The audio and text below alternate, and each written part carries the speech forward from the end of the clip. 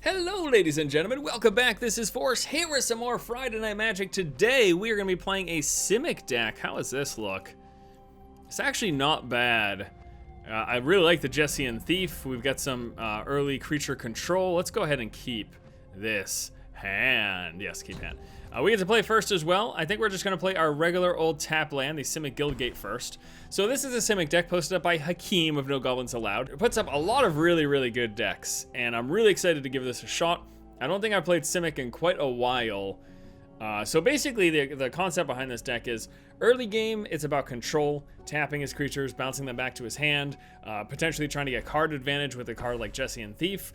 And then late game, there's some big beefy creatures. Now he is red, so I do worry about burn as a possibility. It is potential. We've got nothing that we would want to play for 2, necessarily.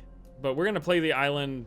We should just play the island anyway in case we feel like we need to disperse. So if he plays something that I like, absolutely need to disperse right away, but it's probably not gonna work out that way. I'm probably just gonna wait till after the thief, and then I can bounce that creature back to his hand, and then attack with the thief to get the card draw. So this card can be amazing. Whoever deals combat damage to a player, draw a card. It can be quite amazing. We also have the Anchor to the Aether, which is really good. Bounces the creature back to the top of their library. Okay, so white and red typically means aggressive with some burn. I think either way, though, our decision right now is to just play the Jessian Thief. Hope that she doesn't get burnt from his red. Dealing 3 damage with 1 red mana is difficult. There's not a lot that does that. There is like a lightning bolt equivalent nowadays, but you need the spell mastery, which means 2 instant sorceries in your graveyard in order to trigger it. So I don't anticipate that he will be able to kill this right now, which means I might end up playing the Frostlinks to develop further board and tap out his creature to guarantee that my creature swings through. Another option is to play one of our instants or sorceries, like the Anchor to the Aether, so that it triggers Prowess to give her additional damage. But I think that Frostlinks is probably going to be the better play to, again, get a larger board. Okay, artifact creatures, other artifact creatures you control get +1/+1. That's fine. So what we will do here is indeed the Frostlinks. Okay, how you doing? Okay, play the island. We're going to play the Frostlinks, tapping his 2/3. Which, again, will let this swing through. He's going to stay tapped next turn as well, which allows a follow-up swing with the Frostlinks and her. And we still have the bounce back options of Anchor to Aether and Disperse for future turns. We also have the Harbinger of Tides. I need to show you this card. It's kind of awesome. Okay, so it's we end up drawing. This is a good card, too. It's a 4-land 2/2, enters the battlefield, bounce a creature back to owner's hand. So it's a 2/2. I can play it as flash for 2 mana more. And enters the battlefield on my return target tap creature an opponent controls to its owner's hand. So he basically, like when he swings, I can play this as an instant, and attacks each turn if able, can't be blocked by walls. Okay, so we can do another turn of our Frostlinks. Actually, maybe I just do the Separatist right now. So develop further board. Yeah, I'm gonna do the Separatist right now. So we're gonna bounce this back to his hand. And then we're going to swing for the 3, draw another card. So getting 2 card draws off of the Thief is amazing. If we can get another card draw, I'm going to feel like we're in a very good spot. To get multiple card draws off of something like this really sets you up for success. This is amazing too. Woodland Bellower. Once we can play it, it's going to give us another bounce. We basically get to search our library for a green creature with converted mana cost 3 or less and put straight into the battlefield. And one of those green creatures that we have let us bounce creatures back to our opponent's hand. Okay, so he's going to attack. That seems insane to me, but I will take the 2. If we draw 1 untapped land, we're going to play the Woodland Bellower and bounce back his dude again. And then we're going to have a humongous board, and we should just win from there. I mean, I am anticipating a win either way, but... All right, so we have a couple options. We could go with further bounce. We could go with the tap option with the Frostlinks, which I actually don't mind that option. And then we could do the Undercity Troll as well. And then that's going to set up for a big Renown turn with 2 bounces. So we're going to go with the Frostlinks. Tap that. And we will also play the Undercity Troll, which just could set us up for victory next turn. Now, my other line of play is to hold on to that 2 mana to save it for Disperse, so if I need to use it defensively. Well, you know what? I should have waited to play the troll either way until after combat to see what I drew. That was a mistake in the sense that I should have seen what I drew first. And the also consideration is to save the disperse defensively, but I don't think that's going to be necessary. So I believe we're just going to win next turn. We're going to be able to get prowess from both of these, so it's going to add 2 extra damage. Yeah, he's dead. Gonna get prowess from both of these. It's gonna add 2 extra damage. So we're gonna have 1, 2, 3, 4, 5, 6, 7, 8, 9, 10, 11. That is just enough to kill him. So I'm guessing he's thinking about saving. Oh. So now he's tapped out. Oh, he does gain life, so actually we do not kill him yet. We in fact do not kill him. But it's still okay. He's gonna swing for 3. We let it go through. So how much damage do we have? 1, 2, 3, 4, 5, 6, 7, 8, 9, 10, 11. Not enough. Not enough yet. Okay. So I'm not gonna do this since it's only 11 damage and not enough to kill him. First thing I will do is swing with everything. Excuse me, I kept saying this is renown, not prowess. I'm silly. I miscounted. I assumed this was prowess. It's renown. I apologize. So it wouldn't have even mattered the way I was thinking about it. Can do that for 4 and take the 2. So the Harbinger of Tides is, I think, what we're gonna do. Unless we draw a land. If we draw a land, we're gonna play the Woodland Bellower. That's not it. Okay, so I think what's gonna happen is, so let's just play 1 now, and we're gonna bounce back his 7/6.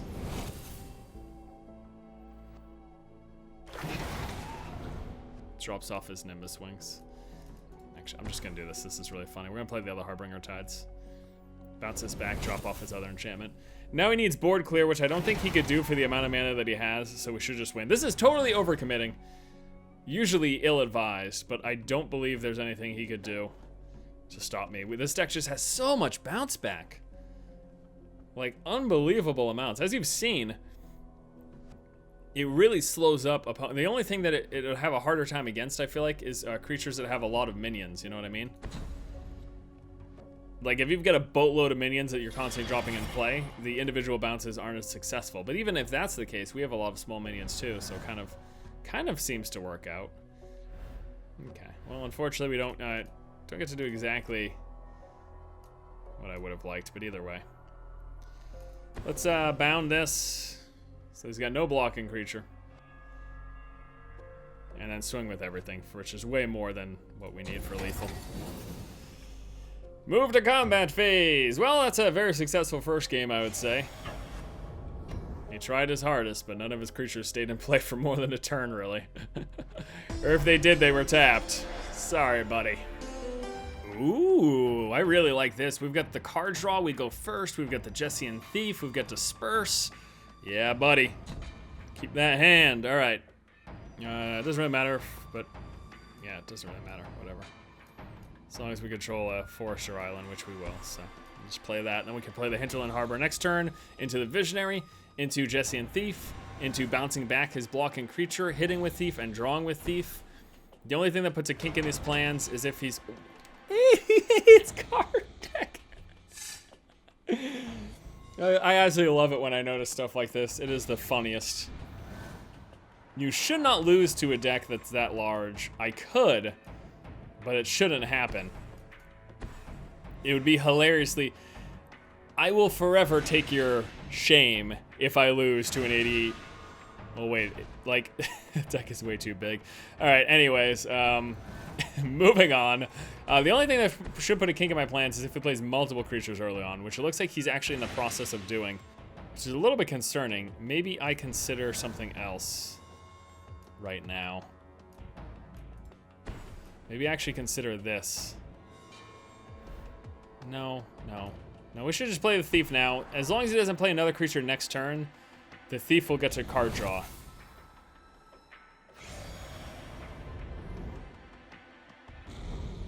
He has to play 2 creatures, because if he plays 1, we can tap it and swing and get the card draw. When he attacks, I'm going to let it go through, and then I can just bounce it back after the Renown happens. I can bounce it back with the Separatist or the Disperse, either one. So let's see what happens here. He's just swing for 2, I let it go through, 100%. 100%. Not gonna touch it. Because I get so much more value out of it if I bounce it back after it's been pumped up, you know what I mean? So I let it get pumped up. He plays, enters the battlefield, draw a card, sacrifice this. Target creature can't attack or block this turn. Interesting. Oh, he might trigger that on her. I could try to bounce that back to his hand, but in response, you know what I mean? So I'm just gonna try attacking now. He's gonna bounce it. He's gonna stop this from attacking. All right, well, whatever. Whatever, that's fine. We're gonna swing with this. And I can play the Separatist now and bounce that back, which I think is what I will do. I think that's what I'll do. So play our 4th land. We can play the Separatist. We could also just play the Whirler Rogue. No, we don't need to. Let's play the Separatist and let's bounce that back. My other option was to not do that and just play the Bounding Crisis next turn. I could have also done this. Maybe that would have been better. To tap his creature pre-combat. Nah, I don't know. I think it's fine. All right, now this is good because now he's got nothing going on. And we're gonna be able to swing and draw a card. This is very, very good for us. No, this is an excellent turn. I think Whirler Rogue might come into play. I do worry about overextending because he does have red, though. So I worry about burn. But I think he's only got 1 red source right now. So I think I'm just going to commit to it. And we're going to play the Whirler Rogue. So we get the card draw, finally. Well, let's not forget, too, that he's a humongous deck and is not consistent whatsoever as a result. Oh, boy. We could get additional card draw. Instead of the Whirler Rogue, play this. Yeah. This is huge. And next turn we could trigger it with Prowess by dispersing a blocking creature to give them additional attack damage. And two card, I think it's better to set up for 2 card draws rather than take the Whirler Rogue. Yeah. I think this is a better line of play for me. Because the more card advantage I get, the better situation I'm going to be in. So. Acid Moss destroys a land. Okay, that's fine, actually. That doesn't matter at all. And he's going to play his Undercity Troll again. So we will bounce that back. It's a question of how. Maybe I save the Disperse for when I need it as an instant. And I just play the Whirler Rogue. It's tough. I could also just tap it, I guess. I'm going to tap it now. Now, this is a creature that can be played as Flash, which means I could play it during his turn as a method of tapping stuff before it attacks, but I'm not concerned about dying. I'm just using it for the sake of control. And what I'm also thinking here is that with the 2 card draws, I could draw a blue source, which would let me then disperse if need be next turn. So I like that better. It saves me that mana to potentially also get the disperse in an upcoming turn. I like that much better. So there's 2 card draws. There's 1. That's a 3rd disperse. We need a blue source, though. That's not it. Oh, well. We'll just play the Rogue's Passage because we don't have any other land. And next turn could be the Victory. A triple disperse. Double disperse would actually do it, right? 1, 2, 3, 4, 5, 6, 7, 8, 9, 10. Yeah, double disperse would do it. More than enough. 1 disperse is enough, actually. Same play enchantment. Over creature power 3, greater to the battlefield under your control, draw a card. Alright, well, he loses the game. Maybe not, actually. He's going to be able to trigger her right now, right?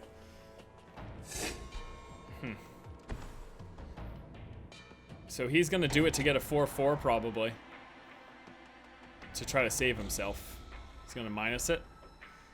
-2 to get a 4/4 token in play so he doesn't die. But little does he know he's going to die anyways. Double disperse is the GG. No, he takes the plus. Wow. Well, I'm sorry, sir. But that is going to be your demise. The only thing that saves him is a fog, I suppose. I suppose he could have a fog. That is something to consider. The good news is we only have to do 1 disperse. Can I actually bounce back Nissa? I don't even know if that's possible. Wow, it is. That is hilarious. All right, well, we're just going to do the winning line of play, though. This sets us up to win. This is just funny. If I bounce that back, it's just humorous. If I bounce this back, I win the game. As much as I love humor, I enjoy victory. quite a bit more. And if you can get humor and victory, well, isn't that the greatest thing of all? All right, well, this is a pretty decent hand. I don't get to go first this time, but again, card draw into Thief with Disperse. Holy moly! The only thing I really hope for here, though, is one more untap land, because then I can play the Thief, which it would. Oh, there it is. There it is. Okay, so we play the Guildgate first.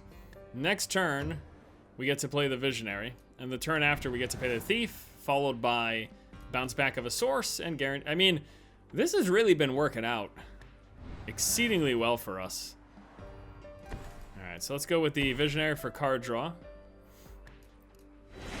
I guess it's not surprising. We've got 3 of these. We've got 4 of those. Like, we've got the numbers. There aren't a ton of cards in this deck, but there are numerous copies of the ones, maximum copies, in fact, of the ones that we include. So that gives the deck a bit of consistency. There's a Chief of the Foundry. Oh, another one of these decks, huh? Is this a tricolor? Is he blue, red, white? Is that what I just saw?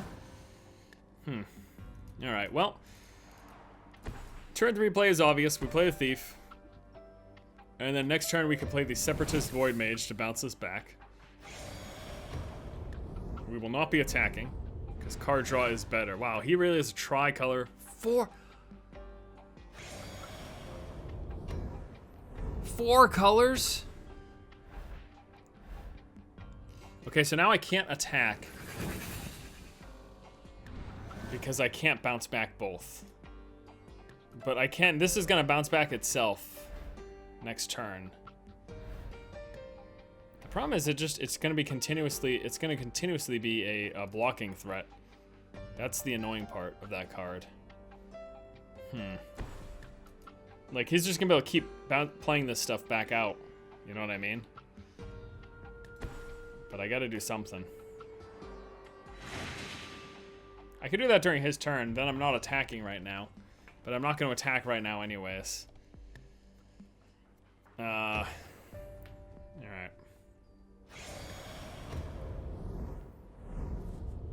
It's a little bit of a rough situation. I'm not gonna lie. So during his upkeep, he's forced to bounce something back. Chooses the Pumper. Oh, I'm hoping he attacks here. This would actually be my dream. Damn it. Is he gonna replay his thing? Oh, what's this? Enters the battlefield. Deal 2 damage to a creature or player. Shoot. He's gonna kill my troll. Let's see what he chooses to do. We can bounce it back to save it. Should I? Is it worth it? No, let's let it die. And let's bounce his 4/3 back now so that I can attack and get the card draw. I know this would bounce itself back, but if it's in play, untapped, I can't attack him. You know what I'm saying? Okay, so now we can attack and get the card draw. So let's do that. Let's see what we get. I don't know what I'm gonna be. That jellyfish is actually gonna ruin my entire game plan, because he is just gonna continue to not attack with it. And that's gonna put a huge kink in my plans, really. This is ooh, Outland Colossus is a very nice pickup, though. That is a very nice pickup. We can set up for like a huge turn with that. Second main phase, replays this. And he can play his other artifact dude, too. He can play 2. Yeah. So he only has to bounce back 1. He can do any artifact. That means he can return this. And then replay it for the damage. Holy shit, that's a bummer. Alright, I think my play right now, though, is actually the Bellower.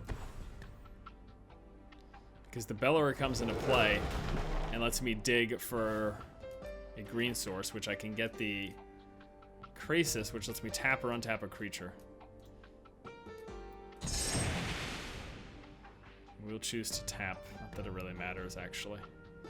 It's just the extra body in play is what I'm thinking. And I guess I might as well attack with all of these.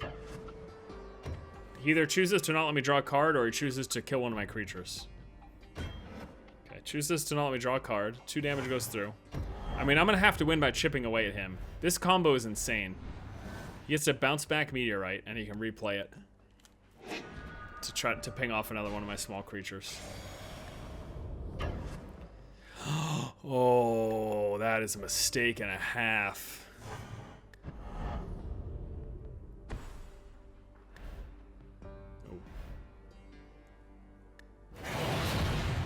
Okay, well, I've got 2 sources of bounce, and I do have the mana to do both of them. So we're gonna bounce both of those back. So one of them goes to top of owner's library. One goes back to the hand. I guess it doesn't matter which is which. Put that on top. So now this guy's gonna bounce back to his hand because he's gonna be out of artifacts this turn. We'll keep that at the top. That's actually getting another one of those is really good. And we're gonna play a Void Mage. Bounce back his 1 blocker. It's gonna let us swing for 6, 7, 8, 9, 10, 11, 12, 13 damage. Looks like despite this combo here, which is actually kind of cool, we are going to achieve victory. This deck is just so very strong. This is another card draw. We pull into the Void Mage that we scried. He has to bounce that back now. And I cannot foresee him winning at all. There's absolutely nothing he can do. So that is going to be a 3rd victory in a row. This deck doing work. Big thanks to Hakeem for the deck list, as evidenced here. Quite strong indeed. Yes, my friends, quite strong indeed. Bounce that back to his hand. So hope you guys enjoyed this week of Friday Night Magic. I'll be back next Friday with some more Magic the Gathering gameplay. Going up against people with 90 cards in their deck and crushing with decks that other people have made because I lack creativity. Thanks for watching, guys. I'll see you next Friday. Have a good week.